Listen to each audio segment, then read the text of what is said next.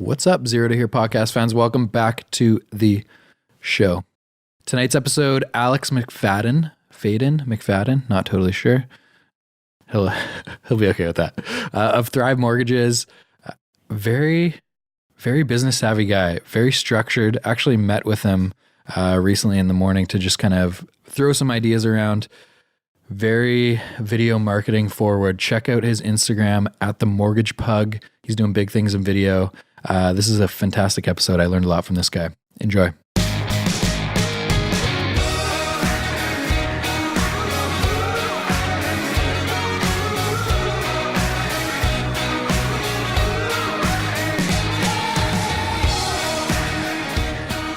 I just feel like when I listen back to the first, 20 or something, it's just like so forced. Whereas now I feel like they're pretty fluid conversations most of the time. Totally. It's comfort. Look at this. We're hanging out on the couch, looking at this beautiful skyline, and we're not worried at all about the bombs. We're good. This is it. Yeah, life is good. This is it. You're going to do a podcast soon. Yes, we're going to do a podcast. So one of the ideas for the podcast was to bring the pugs on. I thought that would be maybe appropriate for a little while, but eventually maybe they run out of things to say. We'll see. At some point, technology has to advance enough where a dog can be wearing like some sort of collar and it picks up what they're thinking and puts it into English. So you can have a conversation with the dog. That's the movie Up, right? Yeah. With the dog. Incredible movie. My pugs wish they had that. They would be definitely advising a lot of clients right now on the mortgages. Right now they just hang out, so we're good. They're probably so much smarter than we think they are. Too. No, not. Not my dogs. Maybe not the pugs, but some of them. Yeah. Paul, you could probably let us know. What do you think, Paul? Are they smarter than we think?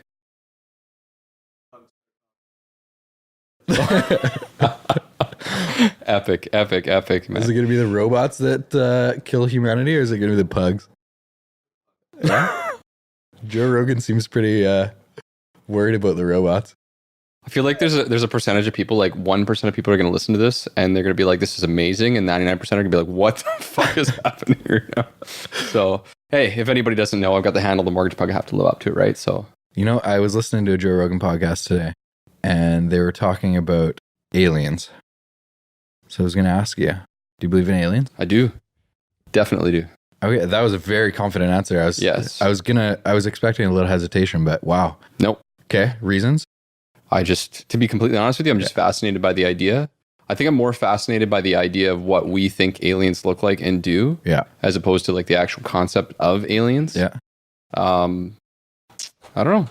I have a hard time believing that we're the only entities in the entire universe, assuming the universe is as big as we think it is. Yeah. How could we be the only beings of any level of intelligence? Have you done any research on this? Yeah. When I was 15 to 17, I watched a lot of Alien versus Predator.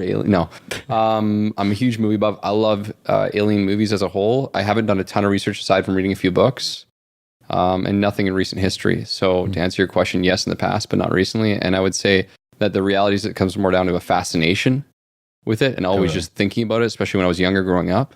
The last 10 years, I can't say I've thought about it other than just watching movies or things of that nature. But if you start to really think on that, and no, we're not high right now. It is, it's pretty mind-blowing, right? Do you know much about Area 51? No, I don't. Okay. Do you, Carl? No, not really. I feel like we need to turn on that Netflix special right now. I think maybe I'm going to watch it later. What do you expect? You want me to tell you what's in there or what? No, just like listening to all those podcasts. I don't... What was the guy's name who came out and basically like the guy in Joe Rogan? Talking about it. Yeah. Was it Bob Lazar? Bob Lazar, yeah. And he has that most recent movie, doesn't he? On Netflix.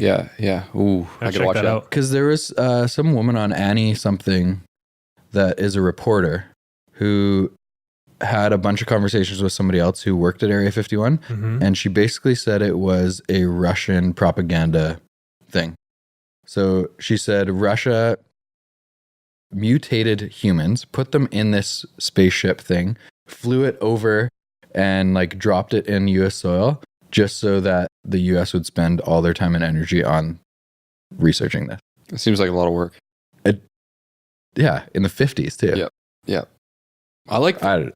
But she's written books about it and stuff. I like the creativity. Yeah, I don't know. So my fascination more comes from just the creative side of it more than anything else. Just the idea. Totally. Does it make you feel insignificant? No, not at all. Really?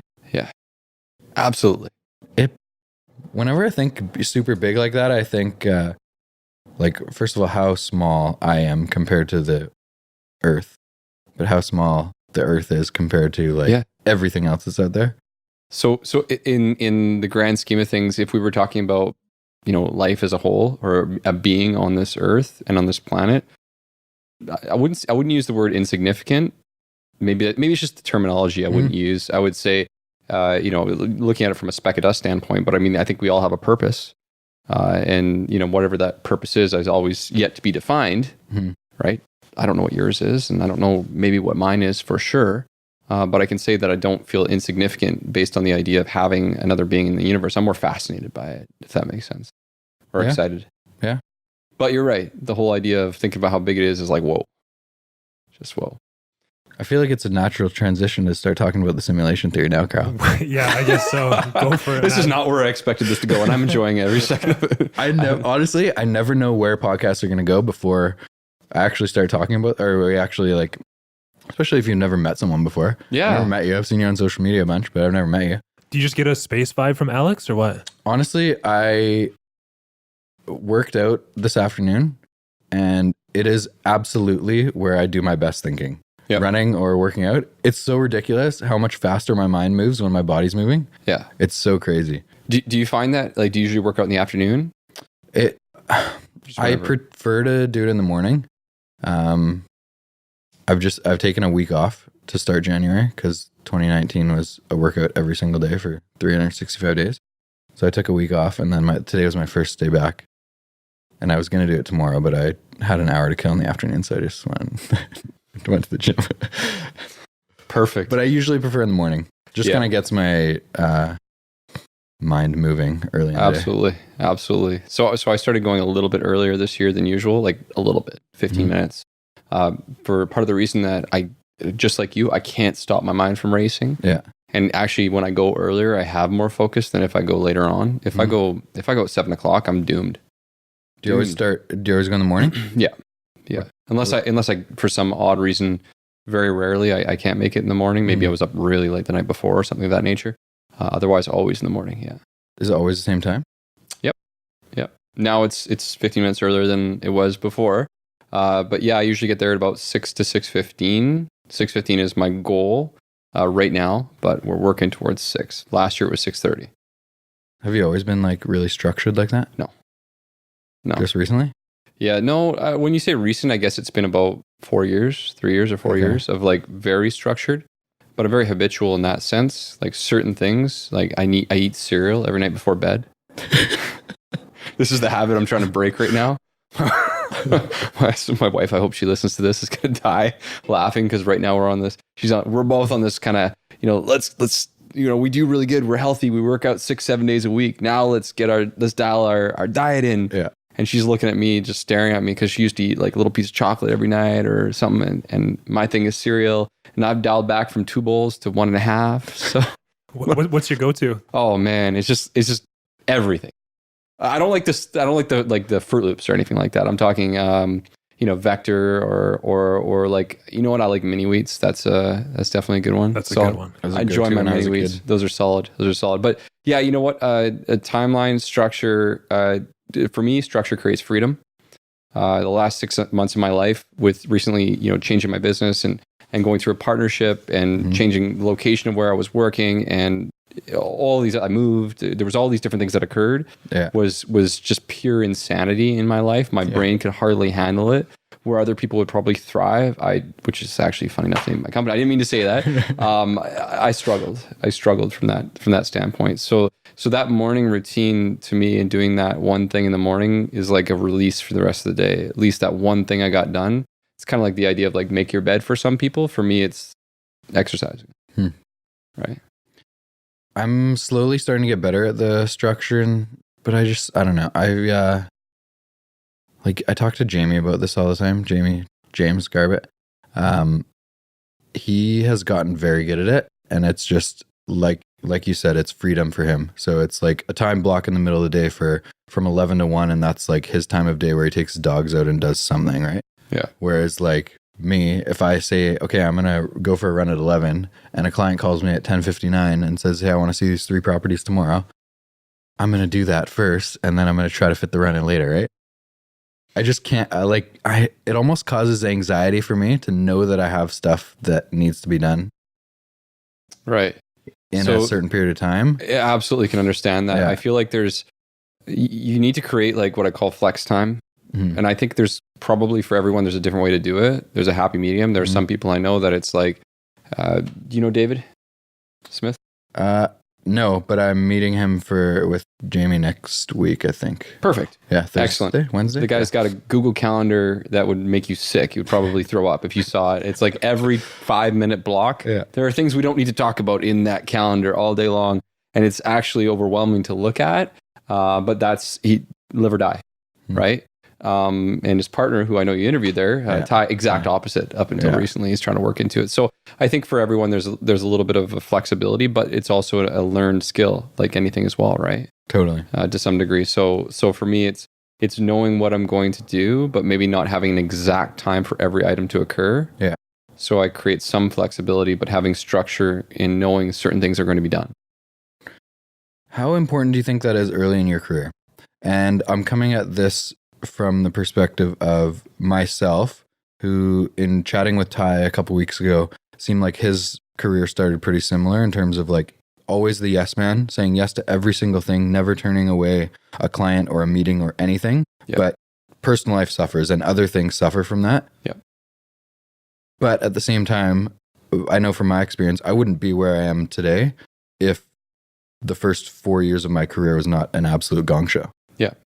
So do you think it's important to learn that early, or do you think it's something that you need to put a shit ton of work in at the beginning and then kind of evolve your schedule as it goes your around? personality is so important when it comes to that. I think the fact that you did it that way and someone else did it that way was the right thing for you. Mm-hmm. You were probably fortunate to come across a point or a point in your career or a person or a time or just a wake up moment that said, okay, I'm really, really good at this, but to take it to that next level, I need to do this. Yeah. For me, I mean, I think anybody starting in this type of an industry where you have to build a name for yourself, you have to build trust, you have to learn like crazy. You'd be crazy not to say yes to a lot of opportunities when you get started, and even things that you're not so sure about. That's part of the growing part of anybody who's entrepreneurial. If they actually believe in growth, they're always going to be doing that to some degree. But for me, it was actually an opposite where I found structure created that growth after a very short time. So that first year for me was just yes, like you mentioned, to a lot of things. But very quickly on, I realized that creating a schedule and creating activities and creating certain things that I had to do daily, weekly, monthly, annually, that was the growth opportunity for me. Heck, like if you ask people at my old office where I was at, it's like, don't talk to Alex. Like he's busy. He's on the phone. He's doing something. Like don't even talk. Like don't walk in. And it's not because I'm being a jerk. Like I'll wave and smile. Hey, what's up? But I'm in the middle of like an important, activity or an event. Yeah. Right. So I have my meeting set, or I've got my call set, or I'm working on my project. And that was the only way that I could amplify my business in that, short period of time without losing my mind. And I kind of lost my mind, but that's a wholly different conversation, or part of this conversation. We'll find out. Do you write all that stuff down now? Which part? Structure, game plans for the day, goals for week, month, year, whatever. So yes and no.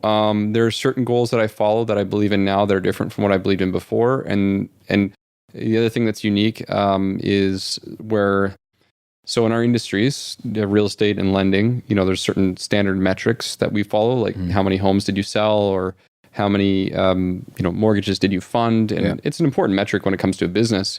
But what I don't do, so to answer your question, yes, we look at it. Yes, it matters. We focus on is the activities as opposed to the end result. The end result is only something we measure over an extended period of time, if that makes sense, just to make sure, we're doing the right things. We don't generally ever say deal in our office, or we occasionally we'll talk about it in a technical manner to someone like yourself. But in the office, we're talking about how many families we've helped, how many people we've served, how many people we've taken care of. And we just focus on maintaining those activities throughout the day. So I guess there's kind of a double answer to your question. Yes, we track them, but there's only certain metrics that we focus on and track. And I think how we focus on those is what's most important. Mm-hmm. Because you can look at, I hear people all the time that say, I rank as X percentage of X people. And to me, I think they're doing themselves a disservice. And I tell people, like, anytime I hear that, and I hear it all the time, is, hey man, I maybe think about, instead of looking at that, like, don't worry about being top 10%. Worry about you helping those people, or worry about you doing those activities that's going to allow you to help those people. And then you'll get that accolade. But does that accolade really help you in any capacity? Sure, marketing. But aside from that, where's the fulfillment there? Where did that kind of start from for you? Because it seems that's a pretty rare mindset to have coming into a sales business like this. Yeah. Most people are just so concerned about the deal. Yep. About the next paycheck. Yeah. And you kind of learn it over time. Like, you're right. I think a lot of people getting into real estate are getting into it to make money. They see people that are doing well that are making a lot of money. Yeah. And as you kind of go through your career, you kind of evolve and understand that the paycheck is not important. The reputation and the relationships that you build along the way is what's important. Yeah. The people that you meet in the industry, where people continuously say like they're very good at what they do, or very good people, or build strong businesses, is, of course they look at that factor. If you're not, then you're probably not running a very strong business. Sure. That being said, I mean, those people get that. They're like, at a certain point, money is somewhat irrelevant for most people. Like, the reality is once we earn for anywhere between $100,000 to $150,000 a year for the average person in this area, we don't really need much more than that. So it's not that's important anymore. There's other factors to consider. Yeah. Right. I can't say that I never cared about those things. Heck, I was telling you before that Paul and I met at TELUS, and I was constantly in the top sales, and that was a big thing for me at the time. And I think that was a good learning experience for me. It got me excited to have that thrill. And I would also say that being recognized, when I am recognized for that, helping these families and take care of these people, it's not like it doesn't mean anything to me. Certainly it feels nice, but it's not something that I ever strive for. Does that make sense? Yeah. It's not like a goal of mine to be top 10. Yeah. It's like, if that happens, cool. Nice. It's funny in our industry. I don't know if it's the same in mortgages, because maybe I just don't see the marketing as much, but it's funny how people just use that as like I don't know what the right word is, but the it's benchmark. Like, it's almost just like they hide behind this number. Yeah. So like, if you're top 10%, they just keep throwing Medallion Club. It's just everywhere. Whereas like, why isn't it like whatever, Lisa Wu or Wu, whatever your name is? Why aren't you marketing yourself? Why are you marketing this Medallion Club thing? Yeah. I mean, let's be honest here. And because I think it still works for some people. I think there's part of that. I think there's a sense of pride. But we can be honest and also say that it's not that difficult to be in the Medallion. Yeah.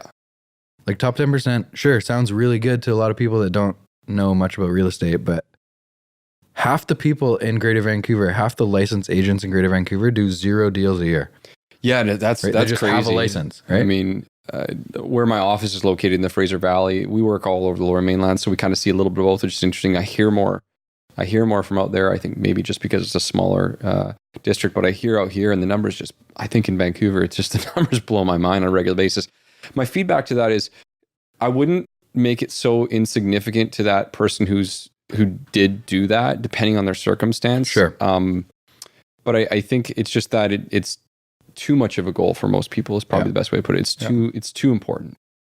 If that makes sense. Yeah, I guess getting into an industry, it's an easy metric that is easily measurable, and you measure yourself against, and it's posted everywhere. Yeah. That you can just kind of like say, okay, second year in the industry, I want to do this, whatever. And it's easy to measure yourself up against others. Yeah.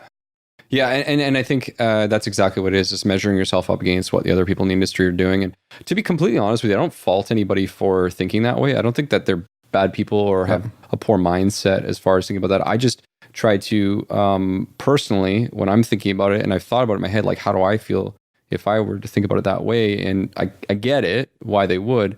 But my mindset is always to, okay, awesome.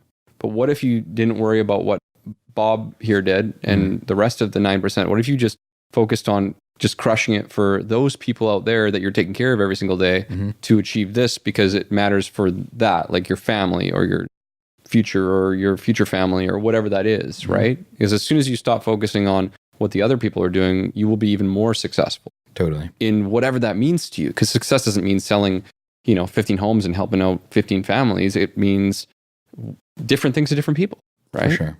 Right. So, anyways, No. we'll continue. No, on. I like that point a lot. Where where did you adopt that type of philosophy, or where did that come from early in your career of like not even going out of your way to say, we don't want to use the word deal in our office. We want to talk about families that we've helped and situations that we made better and good investments that we'd help people made, whatever it is. Yeah. There's a few factors. I mean, I think I learned very early in my career, especially with the history of sales and with some great mentors, very quickly that it wasn't about winning the quote unquote deal or getting the commission or anything like that. It's about winning the client. Yeah. And taking care of their interests. And a lot of people say that, but to actually truly do that, I also have had some great mentors, and I've had some awful, and I'm not going to call them mentors, but people who were leading our team or our company or whatnot at the time. And I just learned what not to do. Like right away, I was like, I'm not doing that ever. And I'm not talking like that ever. It makes me sick. It doesn't make me feel good. And I've made a lot of mistakes, learning like most people do. But right away, I don't know. I just adopted that, and it felt right. It sounds right. It feels good. Like it feels good. And I think we can give ourselves permission to do things that feel good. Say that I'm helping these families. Sure, it's just a change of a word, but your mindset shifts. For sure. And all of a sudden, it's not like I'm funding a refi. It's maybe a technical conversation to your underwriter. But the reality is if you talk to your team and say, hey, we're helping out this family and this family and this family, it's like, holy crap. Like, we are really impacting these people. We're taking care of these people. And instead of us funding 100 mortgages, it's we helped 100 families. Yeah. So I posted something the other day, and our goal for our company is to touch, well, now we have to look at it from a transaction standpoint, much like a purchase and a sale. So if someone does a refinance and a purchase, that's one family. So we have to count the numbers. But our goal is to impact 500 families this year. That's our goal as a team. And so whatever that means, whether that's, giving advice to a potential client that they don't work with us to tell them to do something else, that for us is positively impacting them. Yeah. Does that make sense? Yeah. So that's kind of our goal. That's our number. And we have that Really number hard to just to help track us. though. It is difficult, but we track it using our system. So everybody that we talk to that inquires with us, that wants to learn from us or get a mortgage from us or have us help them, we input them into our system so we can track every conversation we have, and we can track that. But what I meant by that is just like even the amount of content that you guys are putting out and the amount of value in terms of the lending space that you guys are giving people on Instagram, on whatever platform, YouTube, you can't see how many people that's affecting. And that's something I learned this year is just people are watching even though they're not saying anything. Yep. Which is really cool. Yeah. It's also very scary and difficult for a lot of people to understand that. Yeah. And it takes a while to grasp that too. It's kind of that like, oh, I only got, X likes or X engagement on my post. I started getting impacted when people reached out to me after, saying, hey, I've been following you for 12 months and all this information being so helpful. I listened to everything you did and now I'm ready to go. And I'm like, who the heck are you? Like, I don't know who you are. Yeah. I have no idea who this person is. And it's just really neat to say that. So how many other people are there that are out there like that, that are like that? And not just for the lending space, but for anything you're doing. Like, I think we should worry less about obviously Instagram feels the same way, which is why they remove the numbers. Yeah. We should worry less about that and just focus on do we believe that what we're doing is positively impacting our space or other people? Yeah. If so, do it. Don't worry about what other people thinking. I just laugh when I hear that stuff though, because it like, where does that entitlement come from that like your stuff is so good that thousands and thousands of people should be liking it? Totally, yeah. Right? I'm pumped when like 3 people comment on my photo. It's 3 more people I can say what's up to, right? Yeah. But like, who cares if it's 3 or 3,000? Yeah. I think you should just be excited and humbled by that people are actually watching and caring enough to comment. It's truly a popularity contest, and people get sucked into it really easily. Like, it's actually, like, I don't know, I mean, we don't need to go too far into this, but the studies on the dopamine hits of every time there's like a like or a comment or, and I felt it. I've been there. Like, I had to kind of pull myself out of it and really think about it from a broad spectrum and a big, like you said, like a big picture view and say, why does it matter? Like, I've got my wife, I got my pugs, I got my people at the office, I got people I talk to. That's good. Yeah. And then I guess it comes down to, why are you doing this, right? Totally. If the reason that you post a photo, a selfie, is to get attention, then that's why you feel that way. But that's a different conversation. How long has it been since you kind of figured that out? Like truly figured it out, just over a year, I'd say, maybe a year and a half. Probably sometime in 2018, I stopped caring. And do you take breaks from social media because you saw yourself being like, oh, why didn't this photo get liked? No, Or I more wouldn't say shifted like I took a break per se. It was just like a little bit of an evolution. Yeah. I stopped caring. Like I just stopped. Like I've been doing the video thing for a long time, and don't get me wrong, there are moments of what I would say relapse where I'm like, oh man, like, are people liking this anymore? Like, what's going on? Yeah. And that's in my own head, right? Like, what am I doing here? Usually just takes a conversation with my wife. As you can tell, she's bouncing ideas off her. While eating cereal? While eating, yes, absolutely. Actually, no, I don't talk to her while I'm eating cereal. That's the rule. Don't talk to me while I'm eating cereal. I'm not joking. I'll watch hockey. That's it. So true. Yeah, no. So I'll bounce an idea off her, and just she'll wake me up real quick. Like, why do you care? And it goes both ways. Like, we do that to support each other, because it's really easy to get caught up in that web of popularity, even though we're not trying to be that way. Yeah. It's kind of just naturally, why don't people like me? Yeah. I just want people to like me. You know what I mean? Totally. But why? Who cares? You know, one of the things I learned a few years ago, actually, the pug. So the pug, the reason that it took me a while to even do that, and the reason it was scary to do that, was because I knew when I did that, I should probably explain to listeners, the mortgage pug has been my brand for a number of years. He's taken a little bit of a backseat, but he's still around. Ernie, right? Ernie. Yes, good call. You did your research. I like it. Yeah, I watched a couple of Instagram videos. Oh, right on. He's Jax has been showing up a lot lately. The black pug. The black one, yeah. Yeah. Got to give equal rights here to two of them. So doing that was stepping out on a ledge and saying, I don't care that there's going to be a lot of people who are not going to like this, because there's going to be more people who don't like it than the people that do. But the people do love it, right? So not worrying about that anymore was kind of that first evolution. Totally. Like, you're not a dude in a suit. You know, people. I get these questions like, "Oh, like, aren't you putting yourself in a situation where people aren't, going to be interested in working with you? They have a lot of money, and they look at a guy with a pug." And I think it really just depends on how you represent yourself from that standpoint. When I tell people previously, when my brand was literally just the mortgage pug, my website was mortgagepug.ca. When I had to tell people my address, Alex at mortgage pug, they're like, mortgage putt, mortgage pull. Pug, dog, pug. Yeah. Right. So I think we got off track a little bit, but I think that's where that evolution starts, is trying not to worry about the effect that it's going to have on other people, knowing that what you're doing isn't something negative. Yeah. I don't think there's a lot of space on, I don't want to just say social media, not for being upset. Like, it's one thing to show something happened or a life event occurred, but it's another thing to openly complain. So Totally. I'm not into bitching or complaining or whining, and I don't think that's a good forum to do it. But having a conversation about something that's happened is okay. So I kind of got off track a little bit, but That's all right. That's what a podcast is for. cool. Right on. I like this podcast. That's why they're like an hour and a half instead of 20 minutes, Exactly. because there's so many tangents. Yeah. How long have you been doing video? And what was the goal with, why'd you start doing video? Yeah. Educate. I wanted to educate people in a space that I felt like there was a lack of education. I still think it's underserved. The reality is, kids going through school right now still don't have any financial education at all. Yeah. They have geography, right? Which is great, but you can look at a Google map. Don't get me wrong, maybe we could split that class up. Do you a watch little bit. Gary Vee at all? I do listen to him, yeah. Oh man, one of the funniest lines he says is, I think he's talking about like his elementary school report card or something. And he's like, it's so silly how they don't teach anything about business in school. He's like, what the fuck do I give a shit about Saturn for? Yeah. And he's just talking about geography class or something and talking about, he's like, I don't give a shit about Saturn. Why do I The need pioneers. to learn? I'm sorry. I'm sorry, pioneers. I could have done without maybe 25% of the pioneer talk. Yeah. And don't get me wrong. I think history to some degree is important for us to know. We got to remember where we came from.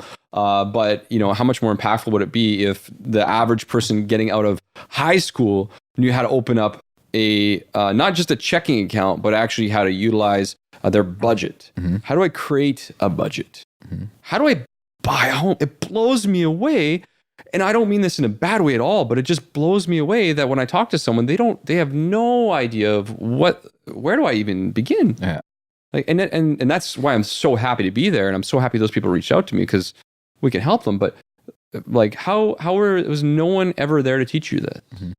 The only other person that teaches them that is their parents who bought a home in 1973 and went through the 1980s where interest rates were 18%. And the only good thing in the world was not having a mortgage, which is the exact opposite of what I teach people every single day. 100%. Right? So, yeah, where did that conversation It's funny. start? I had this conversation with someone the other day. Someone bought a lottery. One of my friends bought a lottery ticket or something and pulled it out and was checking his numbers at, like, we were out for a beer or something on his phone. And he's like, what would you do if you won $1 million? And I was like, probably buy 2 investment properties and then go on a sweet vacation or something. Like, I said something like that. So not much would change, like with your day-to-day life. Just keep adding to the portfolio. I like it. I like it. And I was like, what would you do? He's like, I'd probably just pay cash for a house and live in it. I was like, why would you do that? Money's so cheap. Why not buy 3? Anyway, but exact same conversation. Well, that's fantastic. And I say that all the time to people. People are like, whatever. Someone will come up and say, I have $250K to put down. I want to buy a 1-bedroom condo for $500,000. Like, why are you going to put $250K down? Like, I don't know. That's how much money I have. It's like, well, you can get a mortgage at 2.7% or whatever it is right now, and save that extra $100K and put it into investments or buy a rental condo or whatever. We can go deep down this road if you want to, but I had a very similar conversation today. A gentleman walked in, not walked in, it was a phone call, but it began the conversation. I have this much money. I'm finally ready. I'm going to buy this investment property. And I looked at it, I said, you know, you have right now in your other property over $900,000 of equity. Why are we utilizing all of your cash for just this one condo or property? Yeah. Let's think bigger picture. Let's look at the whole, grand scheme of things. We've got this bank account right here that you can use as well. What does that look like for you? Why don't we take this other cash, move this here, and look at some other opportunities from investment? Think big, right? So for some people, it's a gateway. It's an opportunity to get in. But, I think it's, again, so coming back to the educational component, the reason I started doing the video, to go back, trying to remember where I came from here, was to educate people. And honestly, when I started doing it, it was because I was learning. So what I was learning, I was teaching. Totally. And that was the best way for me to learn. And how else do you learn? Books, things of that nature, great. So I was doing things, and then I would get asked a question. If I don't ask the answer to a question, I would go learn it, find out all the details, everything I knew, and then I put it into a video. And that's how I got started in video. I just said, well, there's nobody else doing this in the space, no one educating them, and there's an opportunity here. Let's go for it. So it's partially marketing and partially educating, but it took off pretty quickly. How do you handle that fear question, getting back to like leveraging? It seems like a lot of the younger people who maybe want to put this extra percentage down or don't want to take equity out of their place just because they feel like they're at risk. How do you handle that type of objective? Sorry, maybe meaning like over leveraging themselves. So like your example with that guy that just walked in into your office or you chatted with today, who has $900K in his house right now. How do you handle the objective of it's risky for, like, a lot of people don't or want to be more conservative with investing. Risk is the taking biggest. out $500K and putting it into other investments when the media is talking about this bubble in Greater Vancouver real estate. Yeah. So the biggest thing that I ask people right away is because you say the word risk. That's the word. That's the buzzword. That's what most people say. And so I ask them specifically, like, what, and in a non-condescending way, I just want to understand where they're coming from. Yeah. What makes you think that this is a risky investment or a poor investment? Like, why? Listen. Just listen. Yeah. And they'll come up with different types of answers. And for some people, it's, well, I've already paid down this amount. Why would I pull money out? Okay, well, there's tax deductible standpoint, as an example. Or I don't want to buy an investment property because what if I have a bad tenant? Okay, well, it's possible. But what is the percentage of people who are bad tenants? And okay, you have to kick somebody out for a month and clean it up. It happens. Yeah. 1 out of X, very, very, very, very small percentage, you have a nightmare scenario, and that could happen. But you could also lose all your money in the stock market or not make anything at all. Yeah. Okay.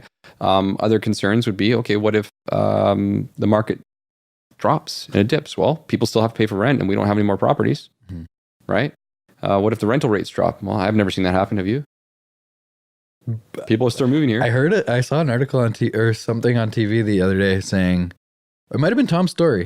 Do you know Tom Story from the Toronto guy? I think he said something, he made his predictions for 2020, and one of them was rental rates will drop.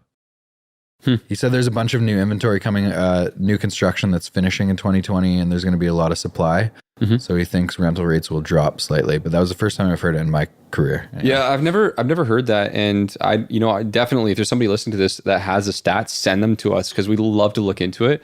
But the most recent statistics I looked at when I was sitting down with someone I knew was a property manager did not show any indication of it stopping. Now we've certainly seen plateaus at certain standpoints. So I personally own investment of real estate, and I've never reduced the rent, and I don't feel like I likely ever would, and I can't see a time where that ever would go down. But let's just be realistic here. If we're renting a property out for $1,700 and okay, well now it's $1,600. If $100 is going to make or break you, then maybe you shouldn't be investing in that type of real estate in the first place. Maybe you should be doing a joint venture or looking at a different type of investment if that's the case. Yeah.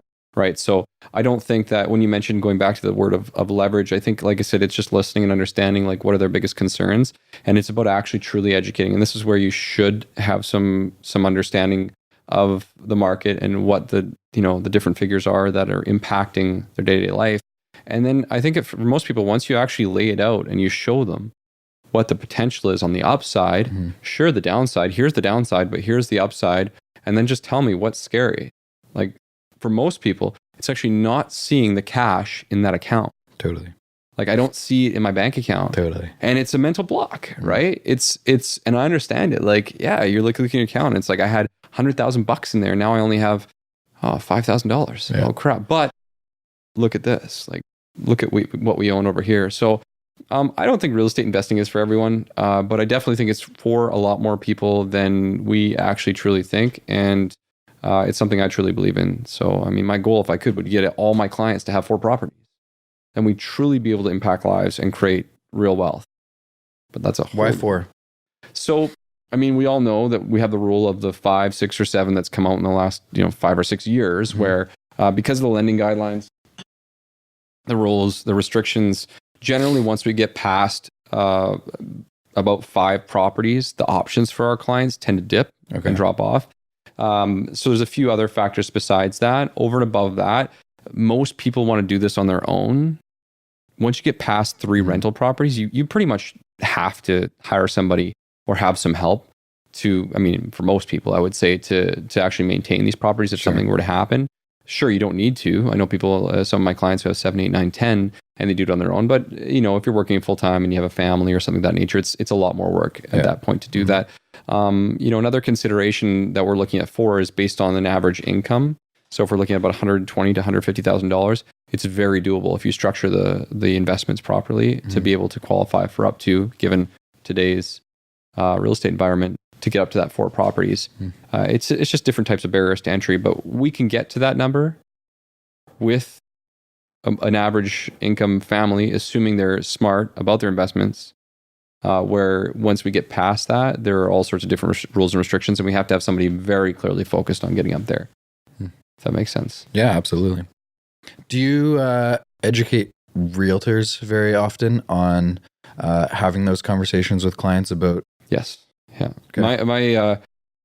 My focus on earning business and trust from a real estate agent is never to be a kind of guy who comes in and just wines and dines and says, "Hey, where's my deal?" or "Give me your deal," or that sort of situation.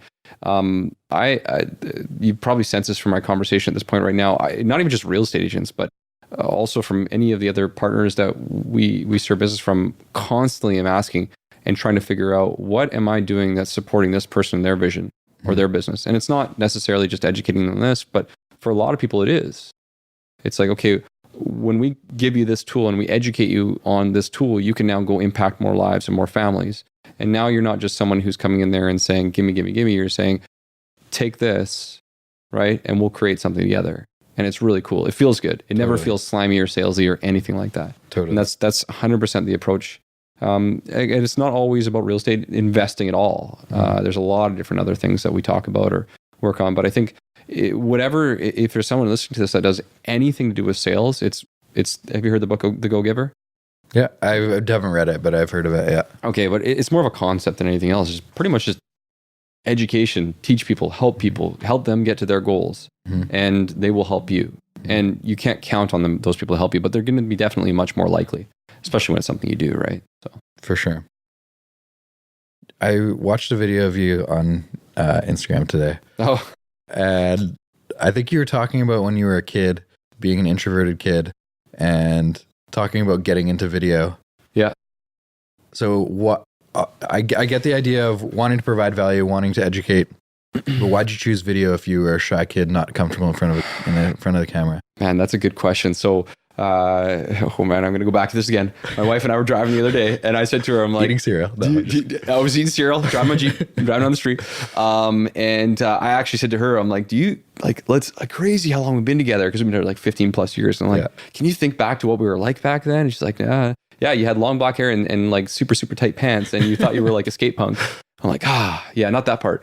But besides that, what were we like back then? I'm like, you just have this gift, and she has this gift. Like she walks into a room where she can just smile and talk to everyone. And like, we like Sarah.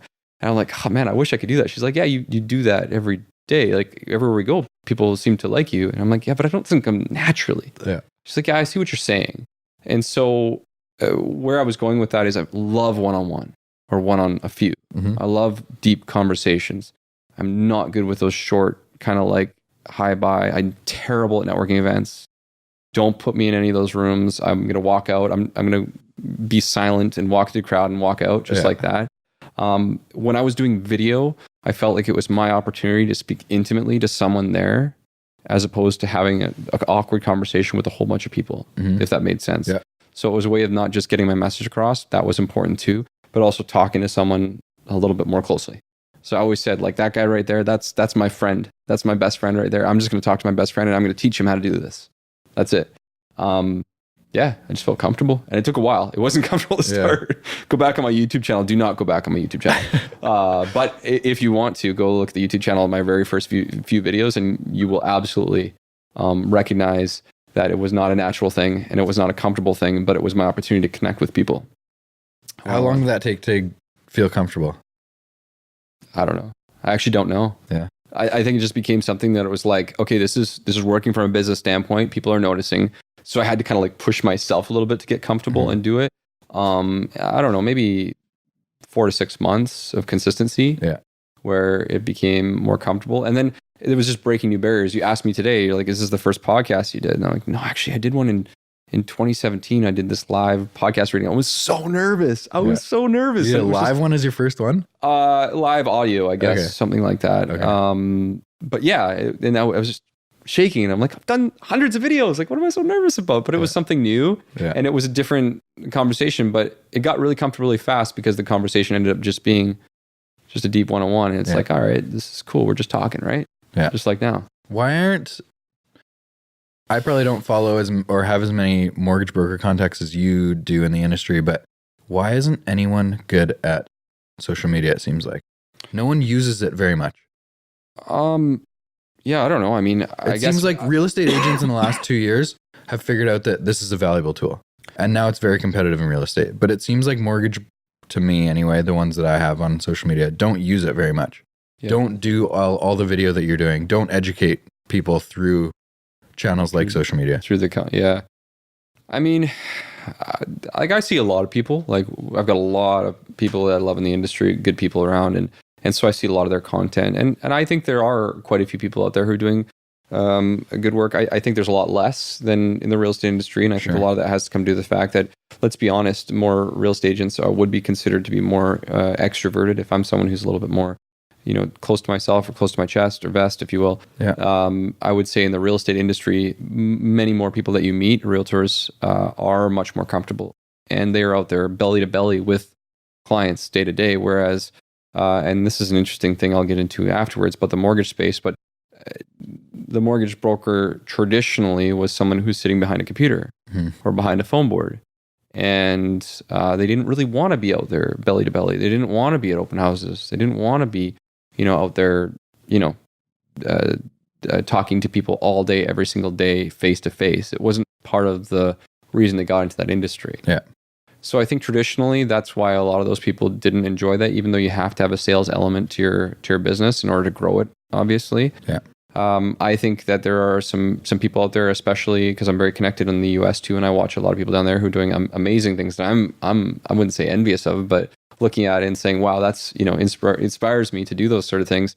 But I think also the other reason you may not see this is the wrong reasons for doing it for a lot of people. Again, It's more of marketing as opposed to engaging. And sometimes I even have to ask myself that question: okay, is this actually valuable to someone else? Is there some engagement in there that people are actually going to give a crap about? Yeah.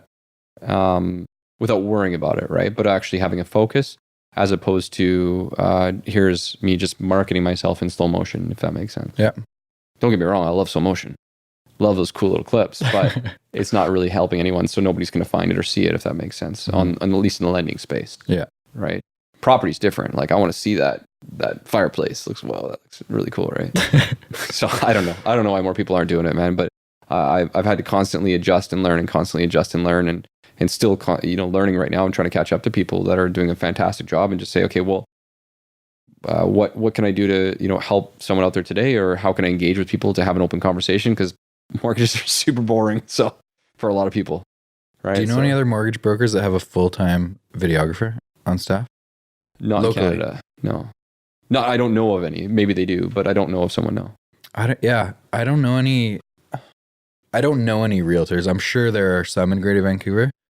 Like, there's Hasman does a ton of videos. There's a bunch of people that do a lot of video, but I don't know anyone that has a full-time videographer. Yeah, not locally. I'm not. There definitely probably is someone out there that we're not aware of, but not that I'm aware of off the top of my head. In the US, it's definitely seems to be more of a trend. There's a lot more people who have taken that risk. I generally see that in the way of teams, where people can pool their resources, which I think is an incredible idea. And I think the reason that we made the decision, there were a lot of reasons. One was we, again, wanted to get our message out to more people more consistently, and we wanted to focus on what we were good at. I don't want to do things that I'm not good at, and that's how I've been able to grow my business. And it's not always easy to do that and recognize that, but I want to focus my time and energy on my sole purposes, whatever that is. And that's, why a guy like Paul is here now, recording this or filming this or doing our events, because that's what he's good at, right? About taking risks, learning and growing, right? I had someone on our team spend close to half an hour this morning teaching me how to use iMovie. iMovie, yeah, that's how we started. I'm like, I don't want to do it. I just want to make the content. I want to talk in front of the camera about stuff that I'm good at and I know, and I want someone else to help me with the other stuff. So I think it depends on what stage of the career you're at, right? Yeah. So if you're beginning your career and you don't have the resources, then you got to learn. You got the time, right? So time is your resource at that point. Totally. And so that's where, for me, I enjoyed it, right? Like, I wanted to learn iMovie. I eventually graduated to final. So Paul and I geek out sometimes because I'm like, oh man, did you do this? Or how did you do that? And we'll be able to actually bounce those ideas. So there's a little bit of a deeper passion there, but again, at the end of the day, it's like any business. If you want to grow it, you need to be willing to let go of the things that you're probably not best at, or your time isn't best spent there, right? So hiring on and bringing on Paul was a great decision. And it's, although I'd say in the first 6 months, as we talked about, and all the team would agree, it's definitely been a learning opportunity. Yeah. There's no doubt that we've been able to hone in and help more people, whether it's filming a video for one of our partners and letting them utilize the content, or just being more consistent in what we're doing day to day. I think the biggest impact is actually being just on our day-to-day business, because we can focus on that instead of getting our message out there, right? Now you get to do both. What's the goal for video for 2020? I don't know. being organized. Yeah. Paul, is that our goal? Organized, focused information that is consistent. So yes, I do know. It's consistency and organized. We built a calendar. We're going to follow that calendar for a 90-day time frame, measure the results, and see how people are receiving it. And again, not necessarily from likes, but we can look at general engagement, what's working, what's not working, and adjust from there. So we're going to get more content out there more frequently, be more engaging, and more consistent. So people can expect how do you it. measure success of a video then, or a certain strategy with a topic? Hard. Yeah, totally, right? So hard. Yeah. We're figuring that out right now. I mean, right now it's time spent and effort to some degree views on the video. Like we got to have views, otherwise it's difficult to say do it or not do it. Yeah. And so there's one factor, which is filming and recording a video, if we're talking about that. The other factor is marketing the video. Yeah. So we see a lot of people out there who films this just unreal content, like these amazing videos, but nobody gets their eyes on it. And I almost feel bad, and I almost tell the world, like, dude, check this. This is so cool. So there's those two components. And so sometimes it's really difficult to measure like what's most important. Like ideally, to be honest with you, on our team, the next hire would be someone on a branding, social media, client experience side of things, that was their focus. So if you're that person, give me a call. Actively looking right now. That would be the next decision, because I think there's the vision, which is what we're doing every single day, is creating the vision. And then there's the technical aspect, which is where Paul comes in with his technical ability to see things and create things. And then there's the messaging, right? It's getting it out to the world and showing people what it is that you're trying to say or do. What do you do now with marketing, the videos? Is it strictly social media? Yeah, YouTube, Facebook, Instagram, LinkedIn, our website. Yeah, pretty much all the standard channels. Is it just a bunch of trial and error at this point? I think we're past a lot of the trial and error. Yeah. Now it's, like I said, consistency. In the LinkedIn space right now, we see a lot of value. So I have two partners on my team, and we have a lot of shared experience in the types of files we work on, but we also have some unique experience, and as well as things that we like to do. So my partner, Dean, in particular, he loves self-employed clients. I do too, don't get me wrong, but like that's he wants to work with those people all day long, his goal. And so he's found a great space on LinkedIn right now. And his goal is to basically just learn to engage, get to connect with people, and give valuable content in that space. So that's where his marketing effort is.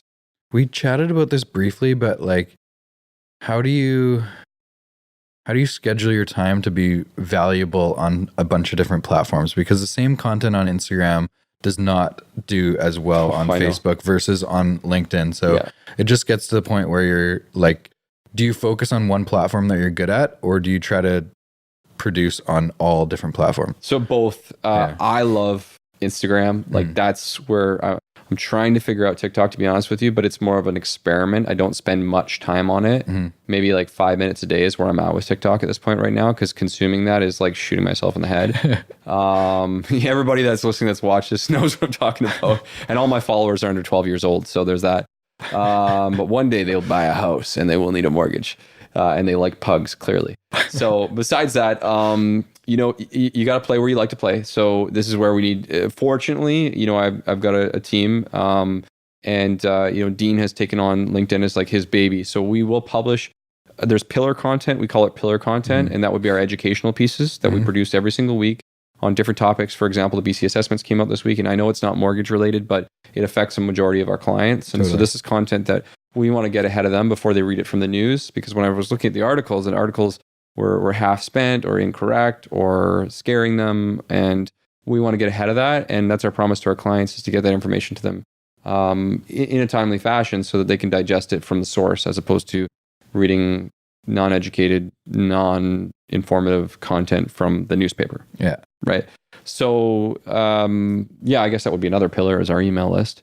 But LinkedIn, Facebook, and Instagram, we generally send out our educational piece, just slightly tweaked. And then for the other platforms, LinkedIn, for example, Dean will film a lot of just really straightforward content that's just engaging and helpful. My motivational stuff, I really like to do on my personal Instagram instead of my business one. because it's something I believe in. So what I try to do is take a tactic that I've learned or used and just slightly put my own spin on it based on what I believe. Yeah. And give that out to my crowd. And I don't know who that audience is, to be completely honest with you. If nobody's into it, then that's not a big deal to me. But it's true to me, and that's what works for me. On our Thrive Mortgage Instagram account, how we focus it just 100% on, our team, educational content, much more business, right? Yeah. Put our face and name and just keep the content going like that. What else did we say? Facebook. I suck at Facebook, man. Like, I don't know. We post it all up on there. We get some engagement. I think it's more of like a base for us at this point right now. I'm not very good at long-term engagement there. No, neither am I. Instagram is so much more user-friendly, or at least for me it is.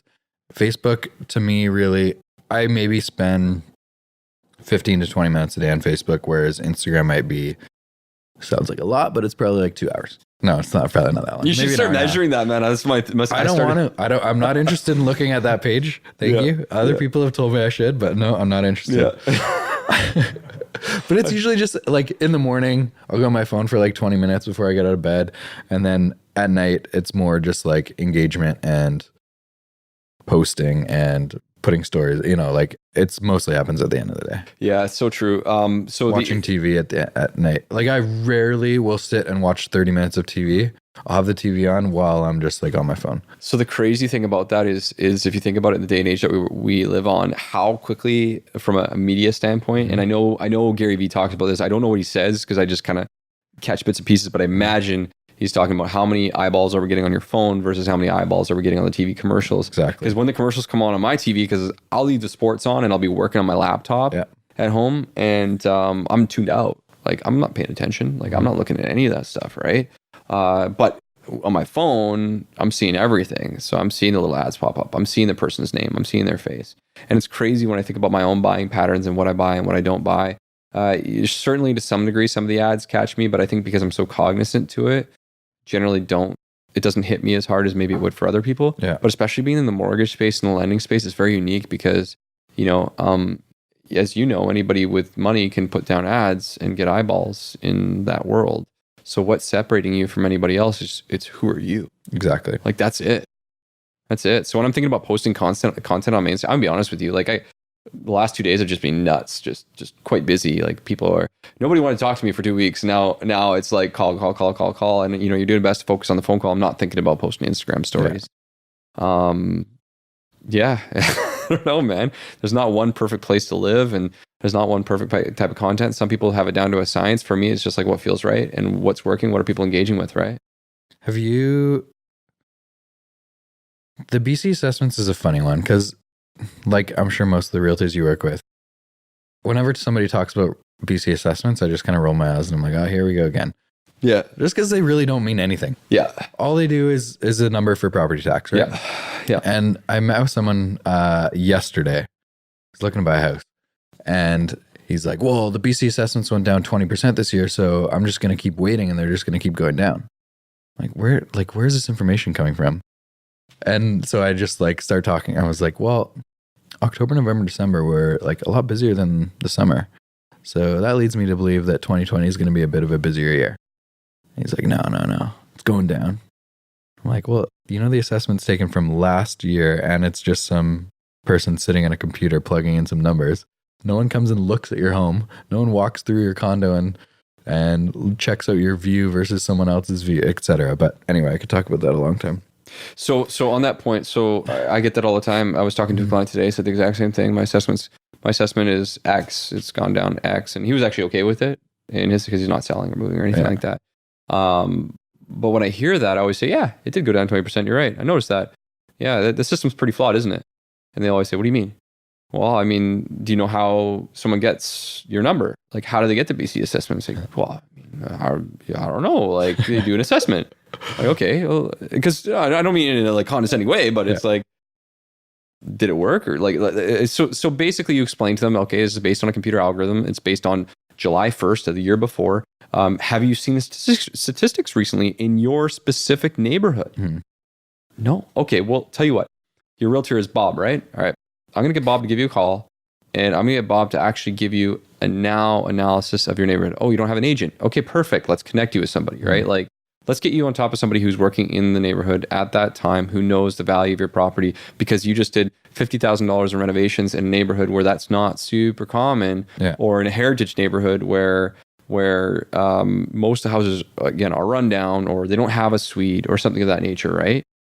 So it's really, I used to take the approach of like, oh yeah, like yes, your BC assessment went down. Like I used to not know what to say to it, but now it's just kind of like, yeah, you're right, it happened. Yeah. Like, but what does that mean to you, right? Yeah. The thing that is frustrating, however, is a lot more people just won't reach out, or they won't take action because of that. Totally. Which is why sometimes I wonder, and I feel like it must be me. I haven't even actually looked at mine, to be completely honest with you. I'm scared from that standpoint, scared in a positive way, because I'm actually thinking about it right now. And while I'm talking to this with you, is that my texts have gone down potentially. Exactly. Although that's only partially true, because the reality is it's based somewhat on the population in the exactly. area. So. And everyone, if let's say if yours went down 10%, likely a lot of people in your neighborhoods went down 10%. Yeah. So it completely depends on the area. Fortunately, they're building a lot in the neighborhood I live in, so they're going to have more people come in, which pros and cons to that. But long story short, when it comes to assessments and value and things like that, the whole point of doing the video was to try and get ahead of that and educate people about this is what is actually happening right now. Yeah. Let's educate you in the one format I know how to do it. Yeah. Right. Because I guess I could pick up the phone and call my, hundreds of families that I know and friends and, potential clients, but that's very ineffective. And they don't want to hear from me. Have you done one on the strata insurance yet? No. But I was talking to someone on Saturday of last week who called me specifically and said, hey, listen, I saw the news. I heard the news. Our strata company is doing, this. Yeah. I think it was one of the ones that was in the news. Oh, really? Yeah. And he's like, this is what's happening right now. I'm like, whoa, wow. I hadn't really heard a ton about it other than just recently looking at the article. Yeah. And I didn't have much to say about it yet, right? But anyways, it's making him want to move to a house. So it'd be interesting to see, depending on what the outcome of that is, or how many houses or condos or whatever that impacts. Totally. If there's going to be a big jump from people moving from stratified properties, or trying to, I should say, there's obviously a factor of qualifying, up to single family homes. We're trying to make that keeps leap. Getting less and less each year. Yeah. So we may see, if you're in that single family home, you might be in a good position this year to buy more homes. 2020 prediction, real estate market. What's it going to look like? Oh man, where? Okay, you talk about Fraser Valley because that's where you are a lot, right? I'll talk about what I see every day, because I'd say you're probably more in tune with the day-to-day price points than I am. For me, I generally don't necessarily look as deeply into pricing strategies aside from like once a month ripping through the stats and looking where they're at. Client trends right now that I'm seeing on a day-to-day basis is I'm seeing a lot more positivity in the market, which is a good thing. The conversations are starting again. We have, believe it or not, right now, we have over 100 clients right now that are actively pre-approved from the last 4 to 6 months that have, which is a large number of people that are still sitting on the sidelines waiting. And over the December, we had our busiest month ever. So for me, I believe that leads into January and February, and we see things move back up. I posted something on my way here about multiple offers. I was talking to 2 clients today that were going to multiple offers in Vancouver, which, I mean, we started to see that for months now. I mean, we've been seeing that ever since, I'd say, the end of the summer. We started to see these types of things happening again, not just in Vancouver, but also in the Fraser Valley. I think that's going to lead into this year. I'm a little bit kind of on the fence about what markets we see go up or not go up. There's a price range, a price band in the Fraser Valley, generally above $1.5 million right now, where we haven't seen a ton of movement in quite some time, and there's not a lot of indications that we are going to see it in the near future. But where I'm seeing a ton of movement right now, and actually a lot of my calls in the last 2 days have been people just straight up moving up, like making that move up into that single family home. And I don't know if it's because of the strata, the rules that we just talked about. And a lot of the first time buyers that I was talking to are actually saying, let's do this now. Let's do this now. We can do this now. And again, I don't know why. I think it's just, them hearing about it or seeing it or feeling more comfortable in the environment. So to answer your question, my 2020 predictions is we're going to see that lower end of the price point continue to rise. There's no question there. I mean, maybe that's an obvious statement, but we did see it kind of dip down last year because there's going to be a lot of the pressure from new people getting into the market after seeing the market come down for a year and watching that happen. Yeah. And I think the single family detached home is going to be ready for, especially on the lower price band, ready for a little bit of a rebound there. We saw that market really come down, and you would probably agree with that last year. If we do see enough people move, like as you know, the move up, the money shifts. Yeah. Right? We're going to see that move up again. That gap in the price point from strata to single family just got closer in the last 18 months. Yep. So it seems like a lot of those young couples maybe have one kid or are thinking about having a family are now looking to make that jump. Yeah. And what also is interesting, this will be really interesting to see. And I don't know what this is going to look like. As you know, in 2016, the first stress test came in when it came to people with less than 20% down, not first-time buyers. Very clear about that. People with less than 20% down buying a property now had to qualify for the stress test. Well, 2017, the end of the year, which we're going on 3 years now, close, right? They put in the second stress test, which is more than 20% down. Yeah. The average timeline that a consumer or a person who has a mortgage keeps that mortgage before breaking it for whatever reason is 3 years, not 5 years, 3 years. Very important. The penalties matter. I push that all the time because what I'm seeing right now is a ton of my clients from 2017 are calling. Yeah. 3 years. Yeah. Whether it was their entry level condo or their townhouse. And they're saying, you know what, Alex, like we're super happy we got into this property. Fortunately, a lot of them are still having, a little bit of a bump up in equity depending on when they bought. But they're looking to make that move up. So that 3-year price band is going to happen. The big challenge here is at the time that they bought, there was no stress test. Now there is. So are they going to be able to make that gap? Are they going to be able to make that jump? We'll have to wait and see. What does that look like on a refinance? Let's say that same couple who bought in 2015 is now renewing this year. The stress test is in. Yeah. Are they now, if they're staying with the same lender, they don't have to requalify. Is that right? Yeah. So it's important to distinguish between a refinance and a renewal. Renewal. Okay. A renewal is when someone is not making any changes on their mortgage. They're just re-signing with the same institution and carrying forward, right, with their mortgage product. That's the only way someone does not have to go through qualification or go through the stress test. Now, I would say a lot of the banks and institutions, not just banks, credit unions, other lenders, have scared their clients into thinking that they can't qualify with the stress test. And a lot of the media has said that to people too. So a lot of people don't actually go get a second opinion, which is not a positive idea because you're generally leaving a lot of money on the table. But yeah, if someone does want to do a refinance, which is to take equity out of their home or restructure it, now, even though they didn't originally qualify, they do have to qualify. Even if they just want to switch lenders, they have to qualify under those stress test rules, which can obviously impact a lot of people, right? So we got to get really creative. Is that going away anytime soon? I hope so. No, I don't think so. But there was a report out, I think it was 2 or 3 weeks ago now, and there was apparently a note from Trudeau to the finance minister to actually take a look into some possibilities of relaxing some rules around renewals or refinances. What does that mean? Probably not a whole lot, and especially not for a while. If we're thinking of what have they done recently, which is the home ownership shared program. I don't even know what it's called anymore. First time buyer. Have you done one? We tried to do one personally. It is the dumbest program.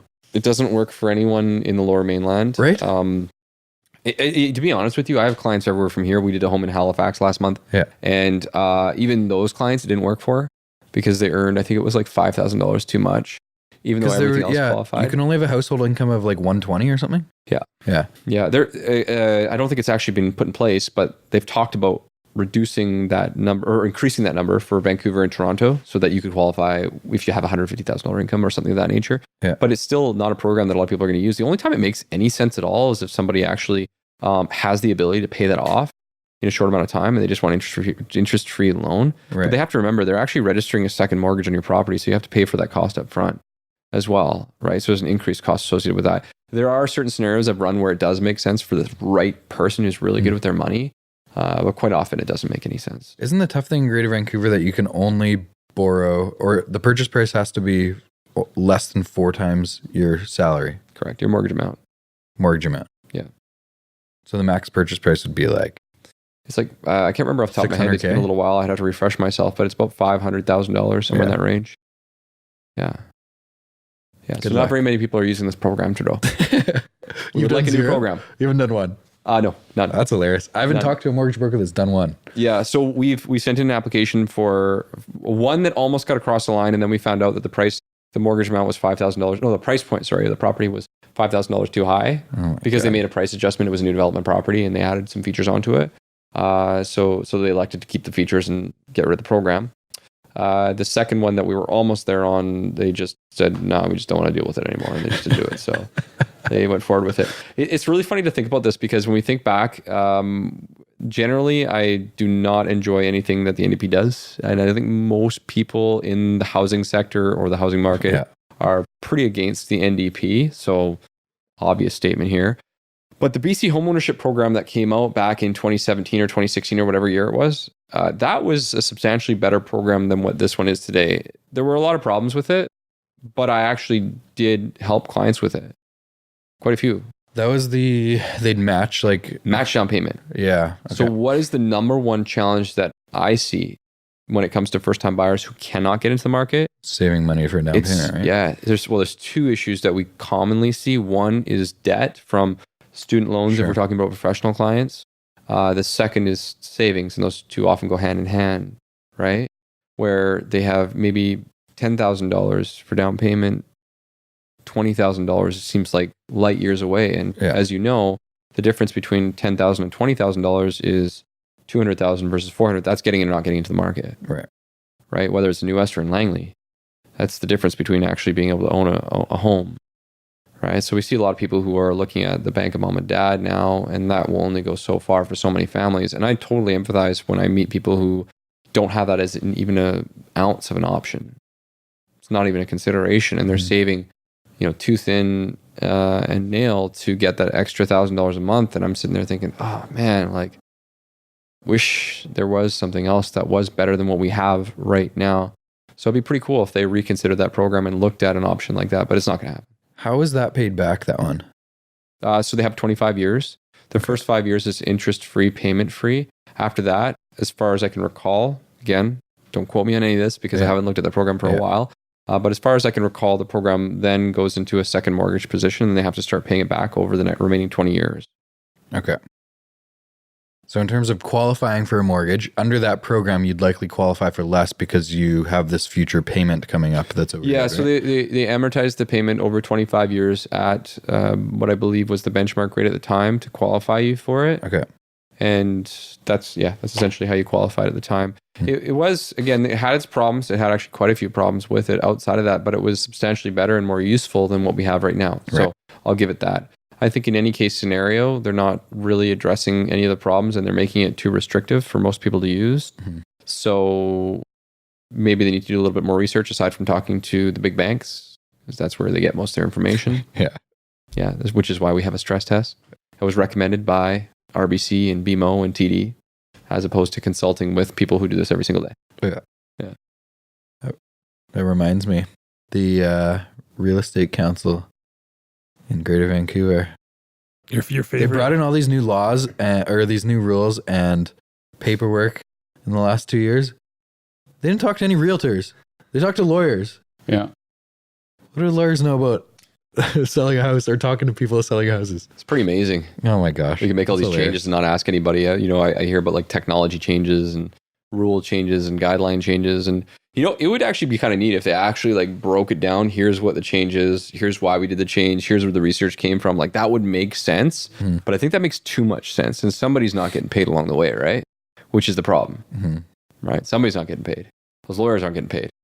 There's been so many crazy things in the last 5 years. I wonder if there's a 5-year period going back through Greater Vancouver real estate where there's been more obnoxious changes than there has been in the last 5 years. No. Lending, real estate. The foreign buyer tax comes in, and it was literally announced like on a Thursday, and they're like, oh, by the way, it happens on Monday.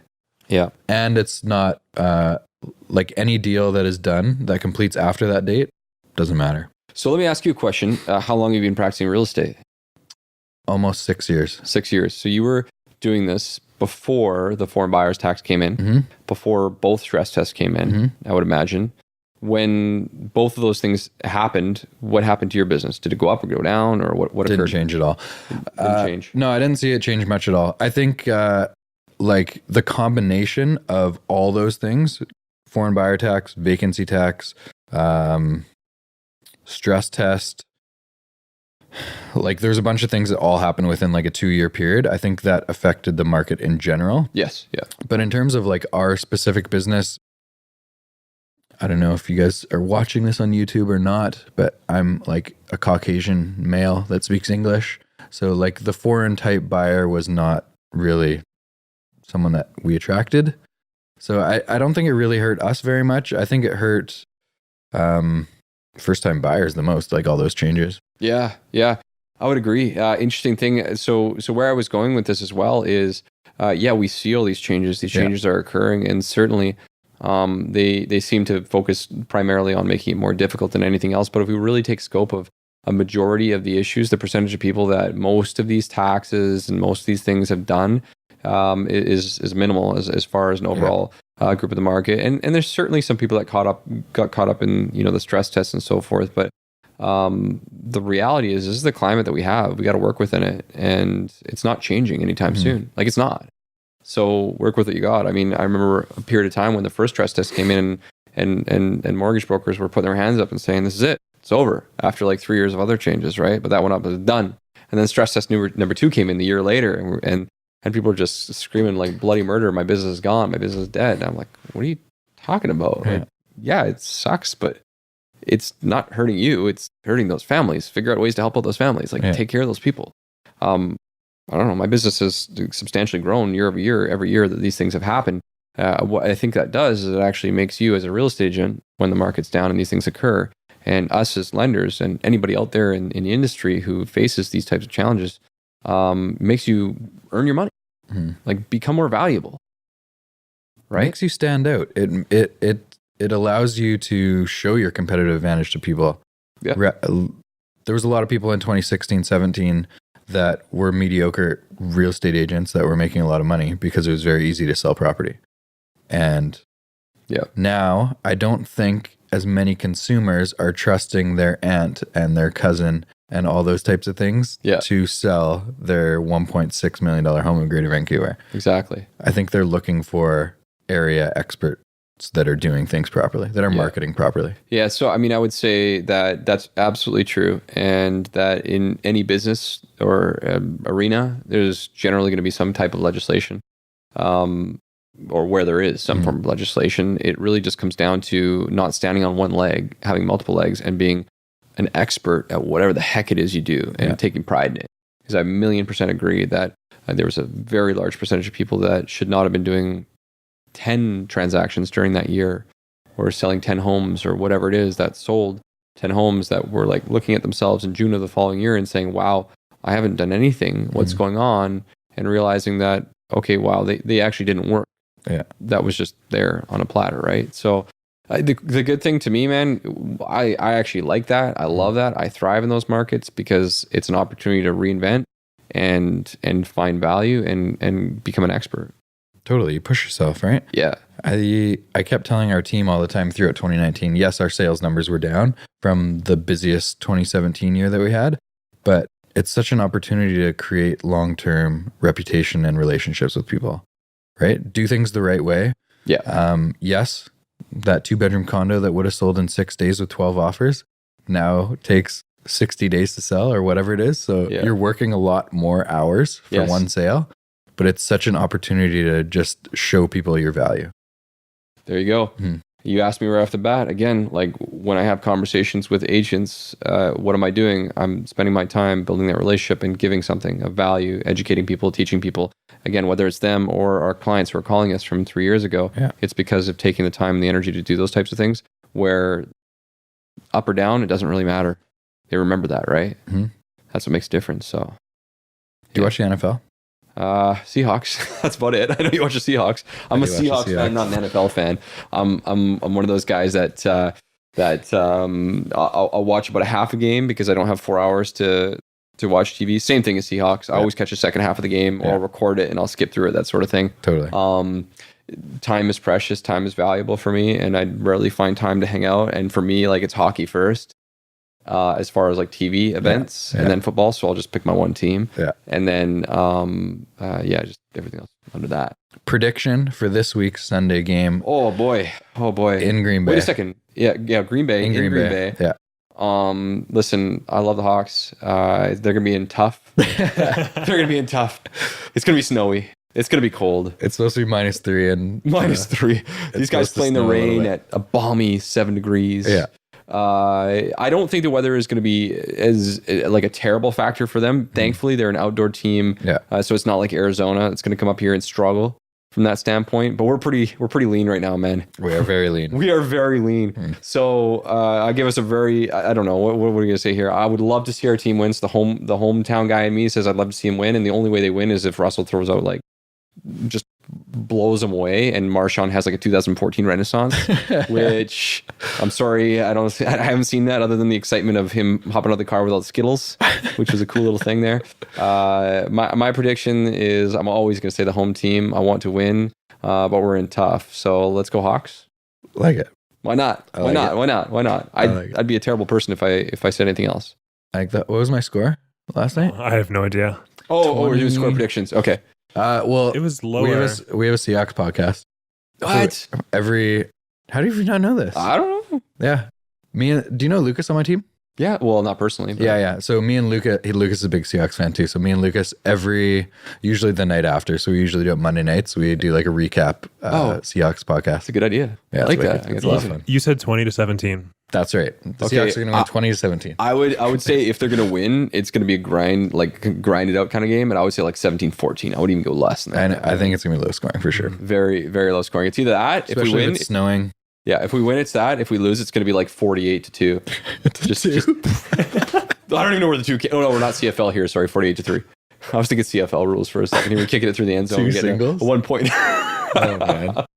Oh man, I heard about this. I was listening actually to a podcast recently where they were talking about how much they love the CFL, and they were like, "But you know what's? Oh, it's Spit and Chicklets podcast. You know, the fucking stupidest thing about the CFL is the 1 point. You kick it through the end zone. It makes no sense. Do you know what it's called? No, it's called a Bruges.